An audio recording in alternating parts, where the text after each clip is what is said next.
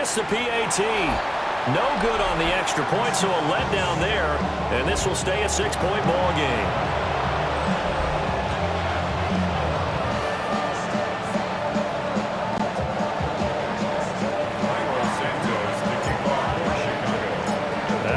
Out there to boom this one away, maybe with some frustration after the PAT miss.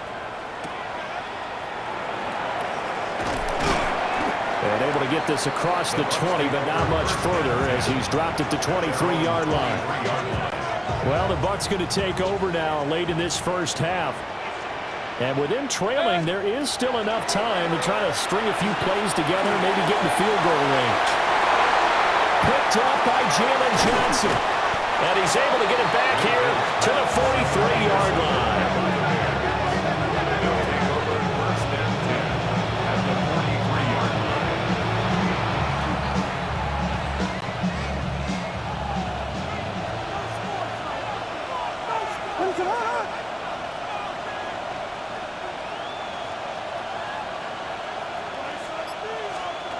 Looking to throw is Williams. And now this is intercepted. My goodness. Down the numbers. There he goes. And it's a pick six. He brings it back to the house for the Buccaneer TD.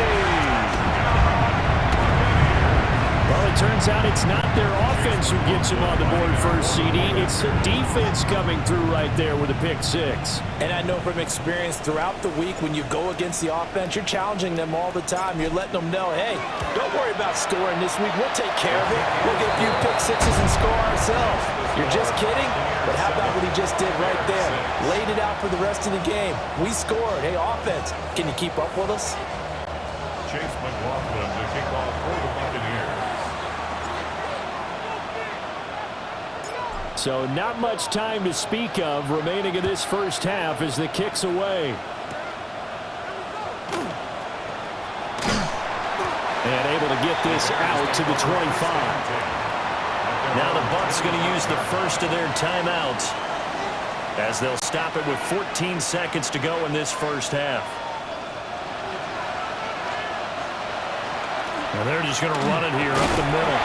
And defensively, they're just looking to keep him contained as they're able to get him down.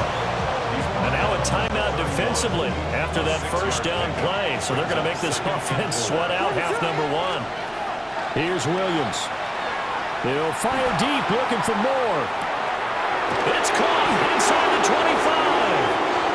And they're able to get this way down there inside the Tampa 20.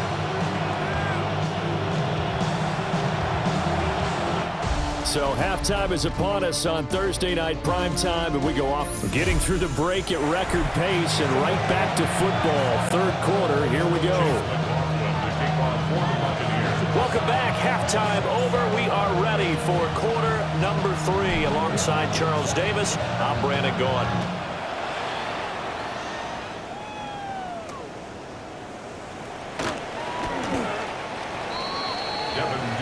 A look at the offense now here, coming back out on the road for their first possession of the second half.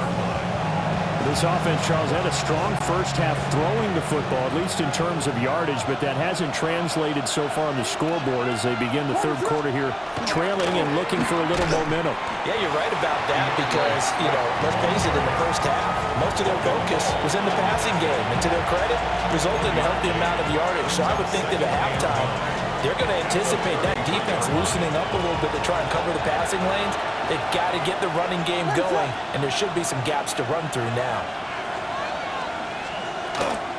Right back to Swift again on second down. And he'll push ahead for about 3 to the 36. I have to think a major focus of the halftime mix had to be figuring out how to create space for the running game to get operating. Well, where you pointed out to me at half seems accurate. That line has struggled to sustain blocks. Yeah, I would agree with that totally. They've got to focus on staying on their double teams at the first level, make sure that block's secure before they slide off, and try and chip someone at the second level. And the Bears, first down. A gain of 12. First down, Chicago. Off the play fake, it's Williams. He's got the Michigan man posted Loveland. And he'll go down, and that will do it for the third quarter of action. Fourth quarter coming up here on Thursday Night Primetime. We'll return with more after this. This is the NFL, and it's on EA Sports. All 3 timeouts still at their disposal. Here's 1st and 10 now. He's back to throw. He lets this one fly toward the back of the end zone. It's incomplete. Took a shot, couldn't connect. Just over 50 seconds remain. Here's 2nd and 10. Back to throw. And he can't get a throw off. He's taken down. What a huge play at this point in the game. Finally hauled down for the first time this game. Multiple defenders in there to drop him. And another long drive from the offense, but the defense is denying them the end zone. Nothing to show for the last drive offensively. They can't come away empty-handed again. This crowd turning up the decibel level. It's 3rd and long.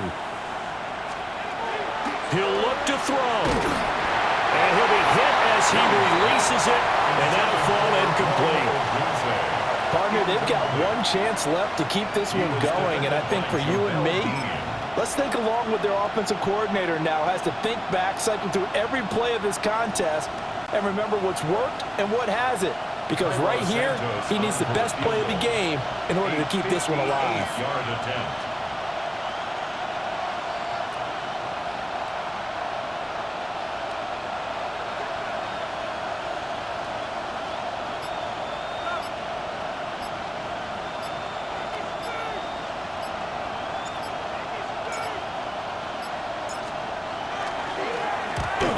To the football, it's blocked. Well, what we learned there is not just the defense that can hold the lead. Special teams comes into play, and they keep them in front. Yeah, oftentimes we talk about the offense and the defense. Here it's that third phase it looks like it's going to decide this game. Yeah, how many times have we sat in those coaches' meetings, and they always talk about, well, we think special teams, that could determine the game, and we walk out, and sometimes, heck, I'll admit, I even roll my eyes.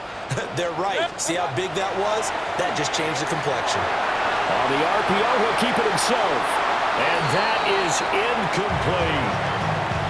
This defense has been so stingy all game long. No reason to think it's suddenly going to open up now. They took their shot, but this, like many others, falls incomplete. 2nd and 10. Baker going to give it to Irvin.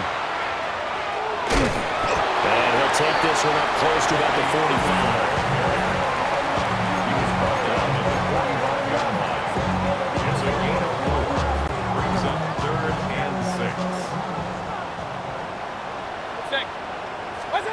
Here's Mayfield.